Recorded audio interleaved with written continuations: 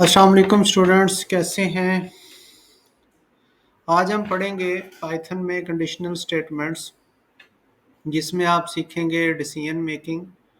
और उसके लिए हम इफ़ और एल्स का और एल्स इफ़ का इस्तेमाल करेंगे। कोशिश थी कि लाइव क्लास ली जाए, लेकिन आज मौसम ही ऐसा है तो बहुत सारे स्टूडेंट्स जो हैं वो अभी ऑफलाइन हैं, तो इसलिए सोचा कि आपको रिकॉर्डेड लेक्चर जो है वो शेयर कर लूँ। तो बगैर किसी ताख़ीर के हम चलते हैं सीधा आईडीएलई में और वहाँ पे कोड लिखना स्टार्ट करते हैं। और आज सीखते हैं कि इफ़ एल्स क्या चीज़ है, इसमें डिसीजन मेकिंग कैसे होती है और मुख्तलिफ सॉफ्टवेयर एप्लीकेशंस के ऊपर इफ़ एल्स का क्या इस्तेमाल है, क्यों यूज़ किया जाता है। आप कुछ एग्जांपल्स को देखने के बाद आपको आइडिया हो जाएगा कि इसका इस्तेमाल क्या चीज़ है। सबसे पहले तो मैं बताऊंगा कि कंट्रोल स्ट्रक्चर क्या चीज़ है। कंट्रोल स्ट्रक्चर का मतलब ये होता है कि हम कोड से एक ऐसा स्ट्रक्चर बना लेते हैं जो आपके पूरे प्रोग्राम के कंट्रोल को फ्लो को कंट्रोल करता है। मीन कब किस लाइन ने एग्जीक्यूट होना है, कब कौन सी लाइन स्किप होगी, इस सारे तरीके को, इस सारी टेक्निक को हम कंट्रोल स्ट्रक्चर कहते हैं। इसमें आज हम पढ़ेंगे सिलेक्शन स्ट्रक्चर। ठीक हो गया जी। सिलेक्शन स्ट्रक्चर क्या चीज़ है? मीन एक ऐसा स्ट्रक्चर जो किसी कंडीशन की बेस पे किसी पार्ट ऑफ कोड को सिलेक्ट करेगा या किसी पार्ट ऑफ कोड को स्किप कर देगा। मीन हम क्या करेंगे, कोई कंडीशन देंगे और उसकी बेस पे वो हमें रिस्पॉन्स करेगा।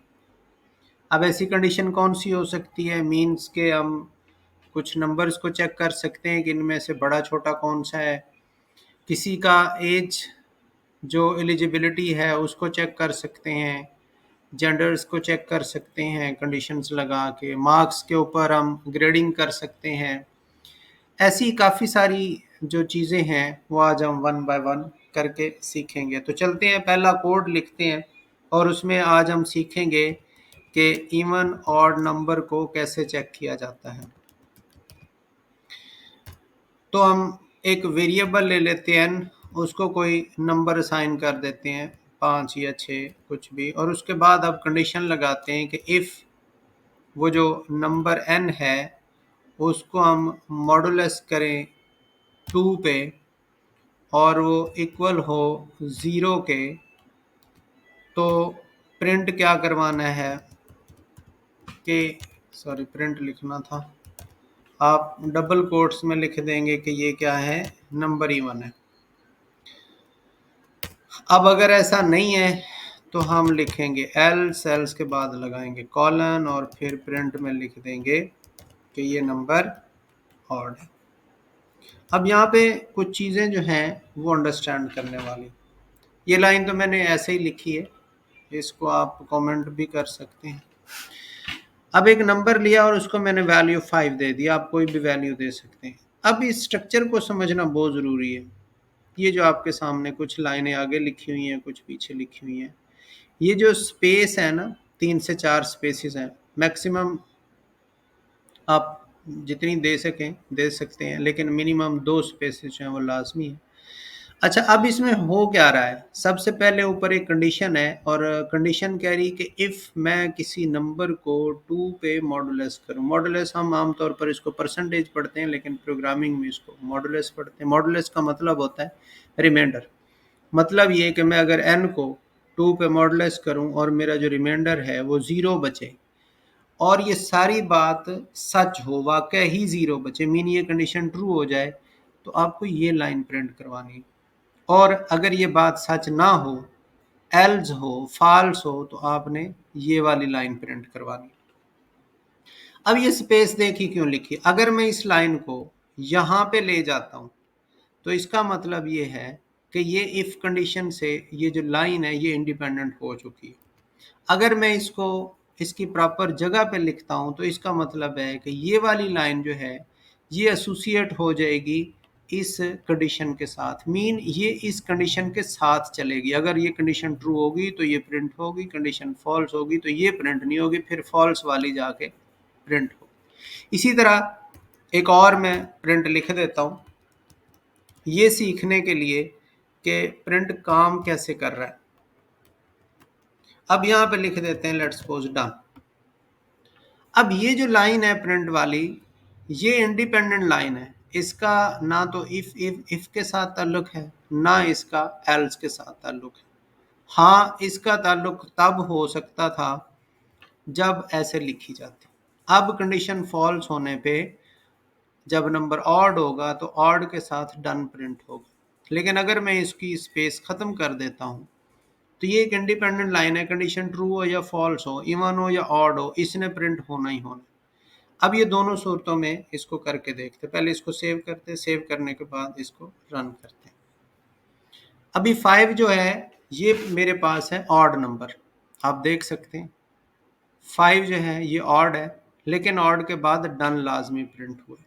अच्छा, अब मैं क्या करता हूँ, इसको करता हूँ चेंज, मैं कर देता हूँ इसको 50। वी ऑल नो कि 50 जो होता है वो इवन होता है। अब इवन के साथ भी डन प्रिंट होगा, इवन के साथ भी डन प्रिंट हो गया। चलें जी, ये बात भी समझ आ गई है।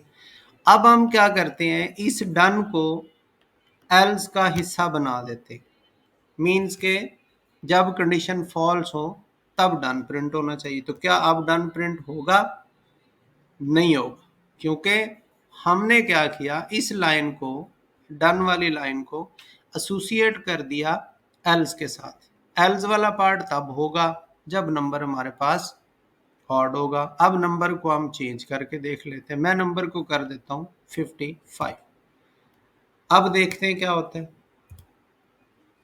अब ऑड भी प्रिंट हुआ और डन भी प्रिंट हो गया। तो अब आपको ये सारी स्टोरी समझ आ गई होगी कि इसमें स्पेसिस मीन इंडेंटेशन का क्या रोल होता है। जो सी लैंग्वेज है, जो C++ है, उसमें ये चक्कर नहीं है। क्या आपको लाजमी स्पेसिस देनी है, अगर दे दें तो भी ठीक है, नहीं देते तो भी ठीक है। उसमें करना ये होता है कि उसमें आपको एक लाइन जो है वो लिखनी है तो वो ऑटोमेटिक उसका पार्ट बनती है, एक से ज़्यादा लिखते हैं तो फिर ब्रैकेट्स वगैरह लगा, वो एक अलग डिफरेंट स्टोरी है। लेकिन ये लैंग्वेज जो है पाइथन बहुत ईजी है, कमाल की है। इसमें आप सिर्फ जो है वो चीज़ों को लिख के आगे पीछे मैनेज करते हैं और बआसानी ये सारा कुछ समझ आ जाता है। तो होप सो आपको इस सवाल में इंडेंटेशन समझ आ गई। नहीं आई कोई मसला नहीं है, आप फिर से भी पूछ सकते हैं। चलते हैं एक अगले सवाल की तरफ। अगला सवाल है जी कि हम जो है किसी नंबर को कैसे चेक कर सकते हैं कि वो पॉजिटिव है, नेगेटिव है। पॉजिटिव, नेगेटिव और ज़ीरो। एक नंबर की 3 डिफरेंट स्टेट्स हो सकती है, या तो वो पॉजिटिव होता है, या नेगेटिव होता है, या ज़ीरो होता है।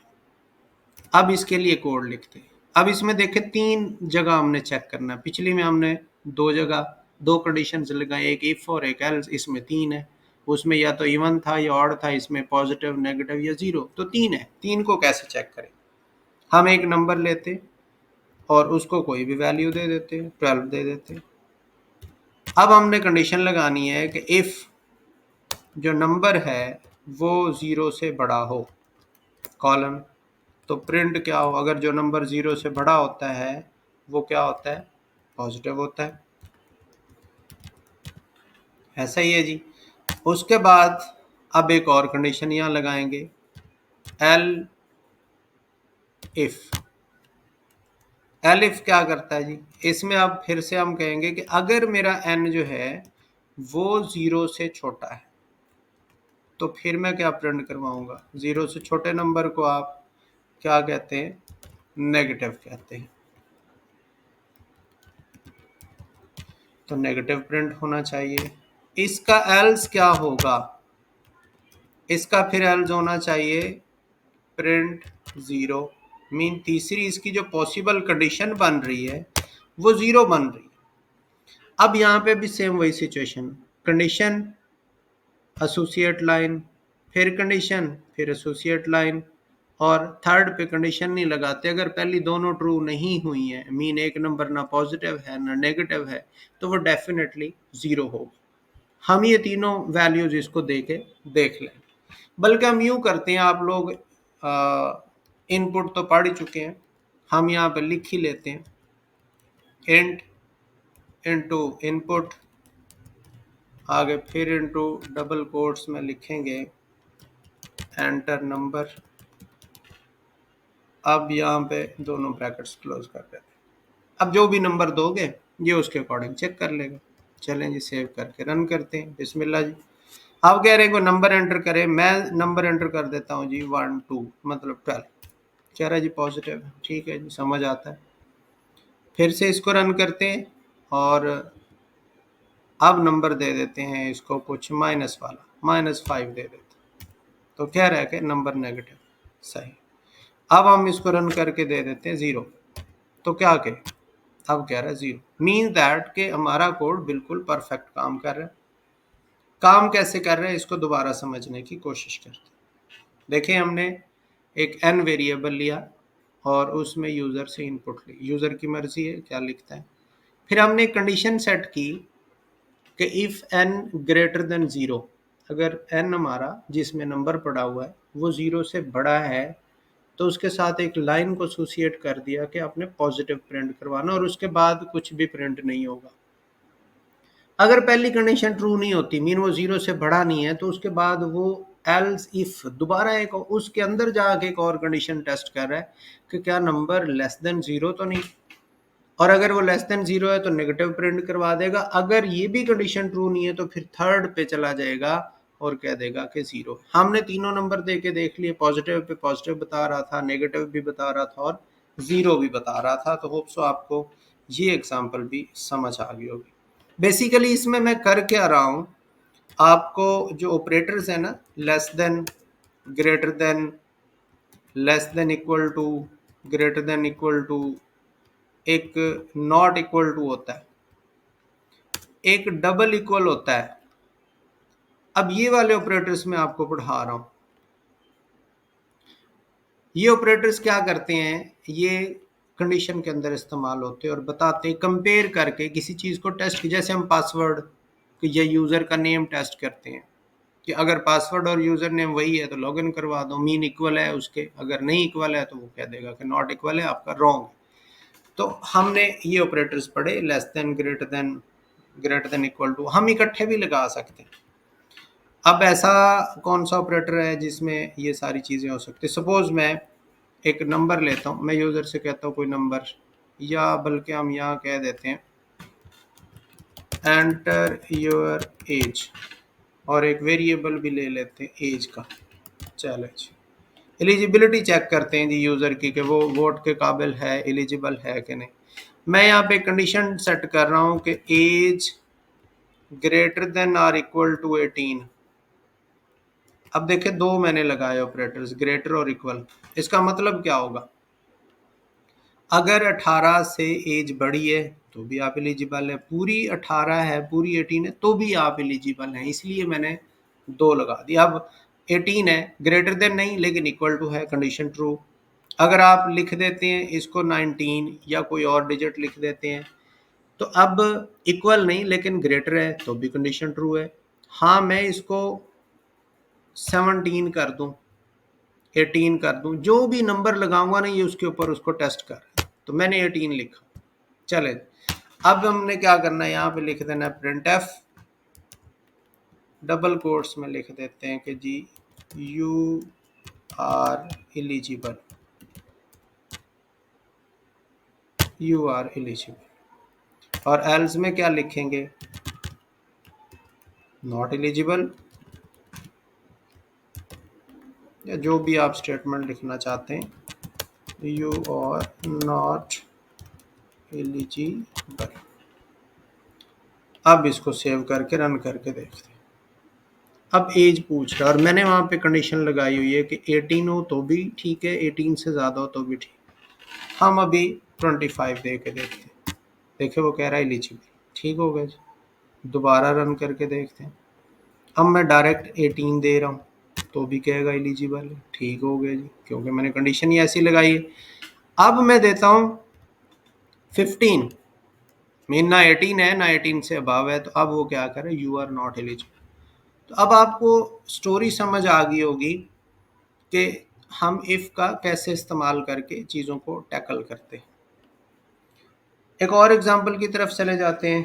आपने सुना होगा कि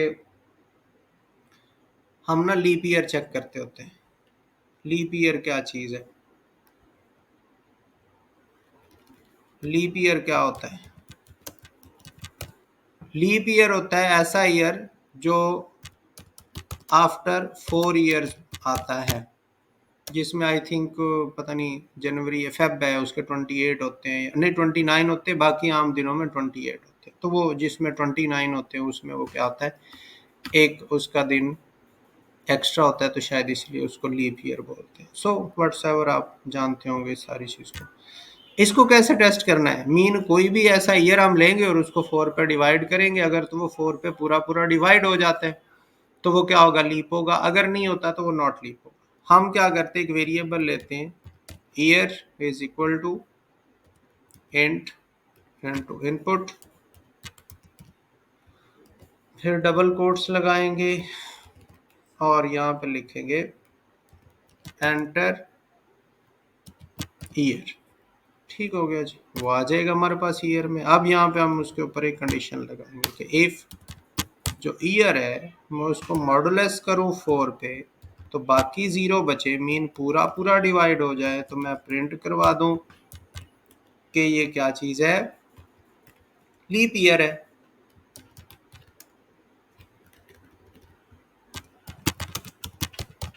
लीप ईयर। एल्स में क्या लिखेंगे, नॉट लीप ईयर।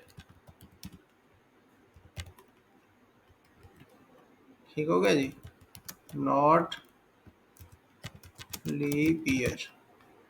चलो इसको चेक करते हैं, सेव करने के बाद रन करते हैं। एंटर ईयर मैं लिख देता हूँ 2004, आई थिंक ये लीप है, यस लीप ईयर। तो 4 पे पूरा पूरा डिवाइड हो रहा ना। अच्छा अब 2005 दे के देखते हैं, नॉट लीप ईयर डेफिनेटली। अब दो इकट्ठे साल लीप नहीं हो सकते। ठीक हो गया, तो इसमें भी आपको सारी स्टोरी समझ आ गई। अब इसमें एक और चीज़ ऐड करनी है आज, वो करनी है जी हमने लॉजिकल ऑपरेटर्स।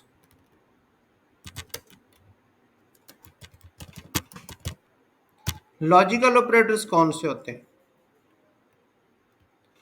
लॉजिकल ऑपरेटर्स जी हमारे पास हैं 3, जिसको हम बोलते हैं एंड और नॉट। आपने ट्रूथ टेबल पढ़ रखे होंगे। एंड का मतलब होता है कि जी जब दो वैल्यूज दोनों की दोनों सेम हो, मतलब ट्रू हो, दोनों ट्रू हो तो रिजल्ट ट्रू होता है। एक ट्रू और एक फॉल्स हो तो ऐसा नहीं। और की सूरत में भी ऐसा ही है, दोनों में से एक भी ट्रू होगी तो ट्रू है, मीन ये प्लस की तरह काम करता है। नॉट जो है ये कंडीशन को उल्ट कर देगा, ट्रू को फॉल्स और फॉल्स को ट्रू। तो इसकी कुछ एग्जांपल्स अभी हम पढ़ेंगे। चलते हैं कोड की तरफ फिर से, और यहाँ पे कोई ऐसा सवाल ऐसा यहाँ पे लिखते हैं जिससे हमें एंड की या और की या नॉट की समझ आ जाए। हम क्या करते हैं, एक हम बना रहे हैं, लिखते हैं जी यूज़र नेम लिख लेते हैं जी, आगे लिख देते हैं इक्वल टू, आगे लिख देते हैं इनपुट, आगे यूज़र से इनपुट ले लेते हैं। हम लिखते हैं जी enter user name.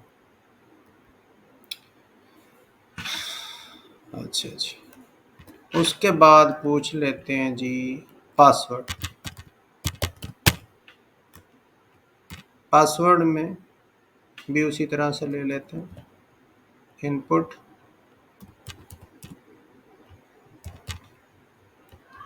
Double quotes में लिखते हैं एंटर पासवर्ड। अब दोनों चीज़ें हमने एक साथ चेक करनी। पहले तो हम एक एक चेक कर रहे थे ना, अब दोनों, और यूज़र नेम भी ठीक हो पासवर्ड भी ठीक हो तो लॉगिन हो, अदरवाइज रॉन्ग बताए। अब यहाँ पे हमें दो कंडीशन इकट्ठी लगानी। If user name is equal to admin and password is equal to 1 2 3 4, कुछ भी लगा देते। अब ये कंडीशन एक लग गई है। अब मैं लिखूंगा कि प्रिंट, और इसमें डबल कोट्स में लिख रहा हूँ लॉगिन सक्सेसफुल, या लॉगिन सक्सेसफुल या सक्सेसफुली लॉगिन, जो भी आप लिखना चाहें। एल्स प्रिंट, और इसमें हम लिखेंगे यूजर नेम और पासवर्ड इज रॉन्ग, ठीक है जी, या रॉन्ग पासवर्ड यूजर नेम, जो भी आपका मैसेज अच्छा लगे। अब देखें मैंने दो चीज़ें लगाई हैं, एक एडमन यूजर नेम है जिसमें ए पड़ा है, और पासवर्ड जो है वो 1 2 3 4 लगा है। अगर तो ये दोनों हुए ठीक तो फिर हमें सक्सेसफुली लॉगिन करवा देगा। अगर इनमें से एक ठीक और एक गलत हुआ तो फिर उसने नहीं करवाना, क्योंकि बीच में लगा हुआ है एंड, और जहाँ पे एंड आता है तो कहता है कि दोनों साइड्स इसकी ट्रू होना जरूरी है।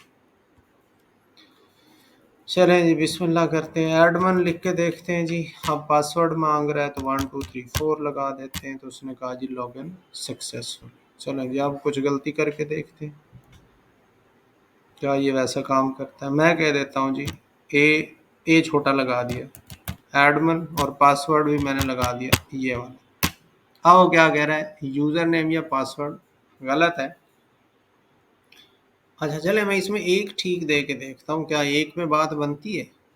वैसे बननी तो नहीं चाहिए। चले मैं एडमन जो है वो ठीक दे देता हूँ, पासवर्ड में गड़बड़ कर देते हैं। अब भी वो नहीं मान रहा।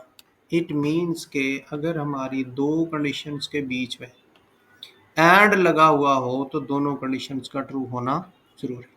अब यहाँ पे आपको और का भी कमाल दिखाता हूँ, ओ आर। इसका मतलब है एक चीज भी ठीक हुई तो वो मान जाएगा। हालांकि पासवर्ड और यूजर नेम में हम और नहीं यूज करते, जस्ट आपको दिखाने के लिए कर रहा हूँ।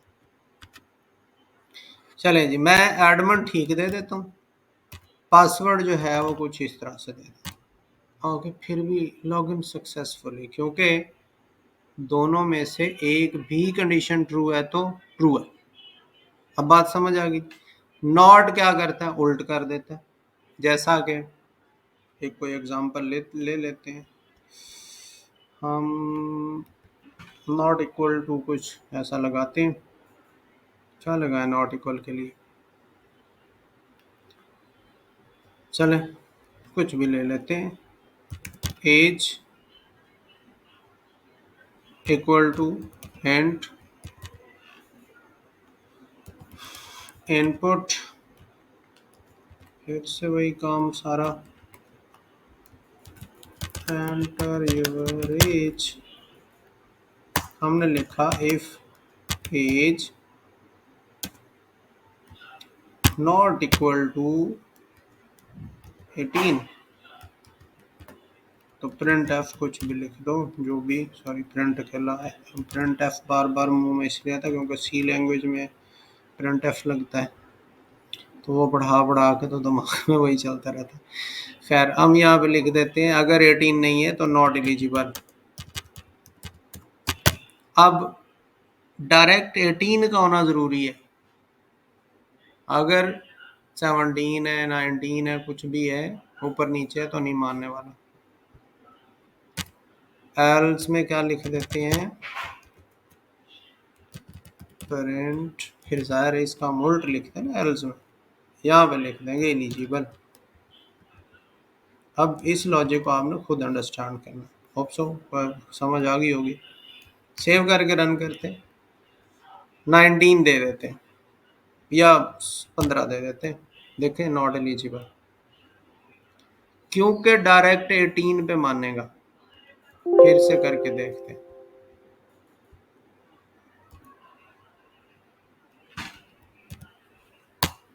डायरेक्ट 18, इसके अलावा कुछ नहीं मार रहा, 19 को भी नहीं मार रहा, 20 को भी नहीं मार रहा, 16 17 किसी को भी नहीं मार रहा। हमने कहा है कि अगर नॉट 18 हो तो नॉट एलिजिबल, सिर्फ 18 है तो बात बनेगी।